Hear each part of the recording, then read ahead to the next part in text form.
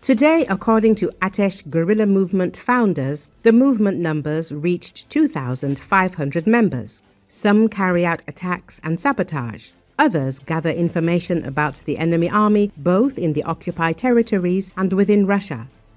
Dhohar, one of the movement's coordinators, said this in an interview with Telegraf. He said that guerrilla movement deeply integrated into the Russian rear structures, quite deeply. The Russians don't even realize how deep.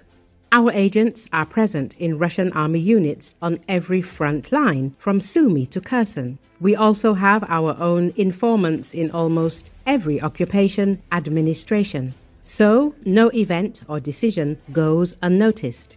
In fact, we have stable and productive cooperation. We regularly share intelligence from our agents with the SDS, and they use it when planning strikes. For example, there was a recent strike on an oil depot in Luhansk. Our agents had conducted reconnaissance of that oil depot several weeks beforehand, but we always emphasize that we are not part of the Ukrainian Defense Forces. He said that their most successful operation was the destruction of the large landing ship Minsk and the submarine Rostov-on-Don in Sevastopol. This occurred on September 13, 2023. The ships were hit by cruise missiles. At that time, our agents conducted real-time reconnaissance and on-site adjustments. But our approach is systematic. Over the course of the movement's existence, we've carried out hundreds of acts of sabotage and even more civil resistance. We believe it's best to carry out small but continuous sabotage operations so that the enemy never feels safe and has no time to relax, he said. Dhohar spoke about destroying the Crimean Bridge. We're not currently planning such a sabotage, but even if we were, we'd hardly say so. We believe that with proper planning and preparation, anything is possible. Of course, our movement isn't strong enough to destroy the Crimean Bridge, but we're ready to do our part. We have people who would be happy to help make it happen when the time comes, he added. He said that the Russian army is very large with various units, each with its own specific characteristics and idiosyncrasies. There are highly motivated and professional units. Among them, a very large number of fighters sincerely believe they are fighting against Western influence for the Russian world, and so on. Of course, many are motivated by money. It's no secret that salaries in the Russian army are high relative to their standard of living. This allows Russians to replenish their personnel even in the face of significant losses. Yes, the Russian army is suffering heavy losses, but it doesn't seem to be a problem for them because, as mentioned above, they found a way to replenish them. There's a problem with military equipment, especially tanks and guns. The enemy is also experiencing certain logistical problems on the front lines, and we're working to make this an even bigger problem for them. However, it should be noted that the level of training and discipline in the Russian army is quite high, he told.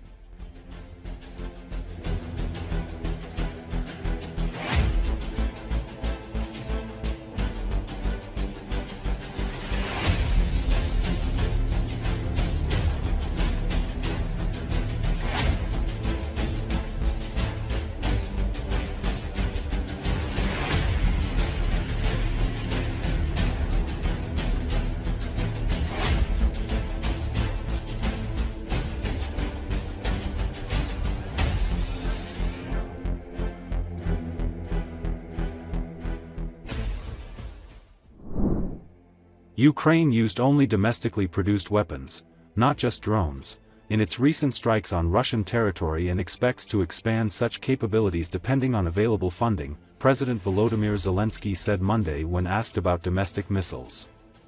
According to Associated Press, speaking during a news conference with visiting Dutch Prime Minister Dick Schoof in Kiev, he said that supplies of air defense missiles depended on contributions to NATO's new prioritized Ukraine requirements list initiative.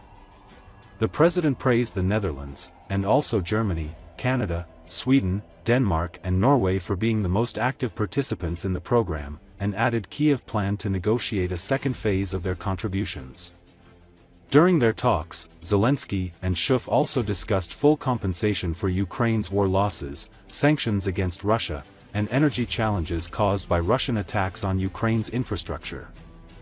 Zelensky also accused Russia of willing to do everything possible to prevent Ukraine from producing its own natural gas, and said Kiev must ensure it had funds to import gas if necessary.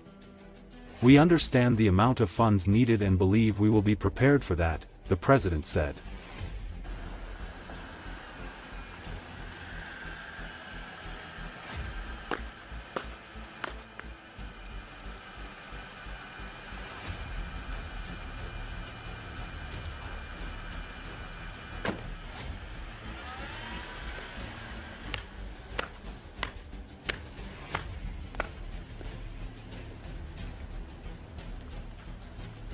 Зеленський, прем'єр-міністр Нідерландів, втік Сход. Заява президента України. Дуже дякую. Доброго дня. Головне розуміти, що останні дні Україна застосовує виключно українські вироби, не тільки дрони.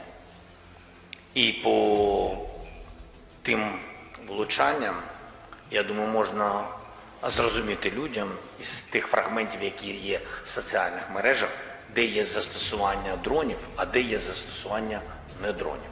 І я хотів би за це подякувати не тільки воїнам, а виробникам, які зробили відповідні кроки.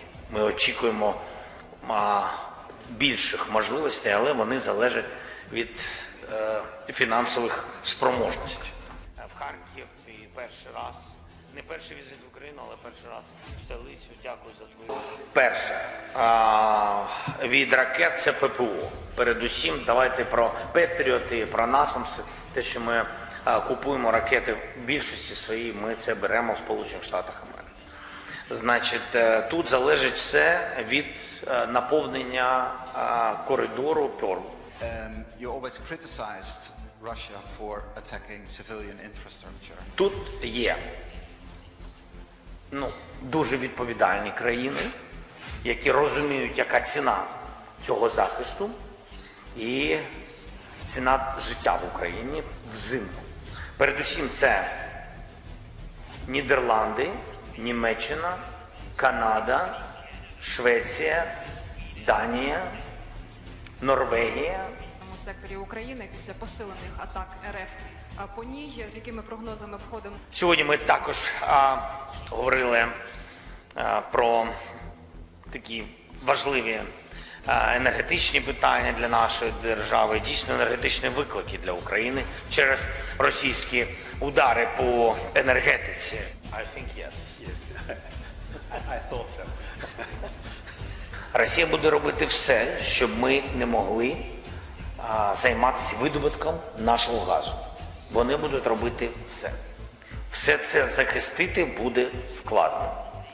Поставлено завдання паралельно мати гроші на імпорт газу, щоб у людей був газ. І